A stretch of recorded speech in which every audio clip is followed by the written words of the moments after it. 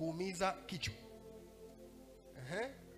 Maana kwamba mtu akishaangalia kitu, mtu akishasikiliza kitu, kuna aina fulani ya kuwaza kutakuja ndani mwake. Kumbuka kwamba kuwaza kunachochewa na vitu ambavyo mtu anavitazama na vitu ambavyo mtu anavisikiliza, vitu ambavyo anavipa umakini wake. Kuwaza kunachochewa na vitu ambavyo mtu anavitazama au vitu ambavyo mtu anavisikiliza. Mtu akiangalia content za ngono, obviously kinachokuwaza ndani mwake anaanza kuwaza ngono tu. Saizi mtu akianza kuangalia wale wanaharakati mtandaoni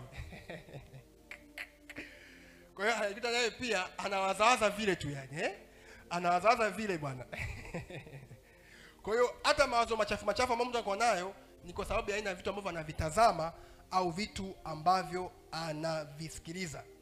Lakini mtu ambaye anafikiri ni jambo ambalo linahitaji mtu akae chini aanze kuumiza kichwa.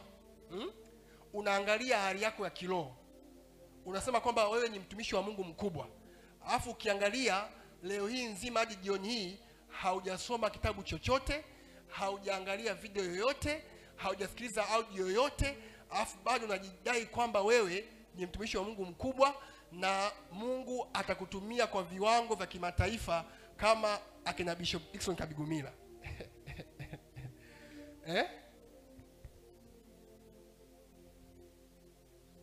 Hata kama ni Yesu ametokea chumbani, hiyo haitoshi kukufanya kuwa mtumishi mkubwa wa Mungu. Lazima ukae chini ufikirie, naanzaje, nafanyaje kufikia yale matokeo ambayo Mungu amenipatia. Hata mtu ambaye atamani kuwa mfanyabiashara mkubwa, afike paka China, aende Dubai, haitokei hivi hivi. Lazima akae chini afikirie namna gani ambavyo nitafanya biashara yangu kwa mtaji huu mdogo nilionao mpaka nifike viwango hivyo ambavyo ni vya kimataifa. Sema amen. Sema amen. Unavyonisikia hivi, Bwana anaimarisha uwezo wako kufikiri kwa jina la Yesu. Kati ya watu ambao watakuwa na uwezo kukaa chini na kufikiria, na wewe pia ni mmoja wapo kwa jina la Yesu.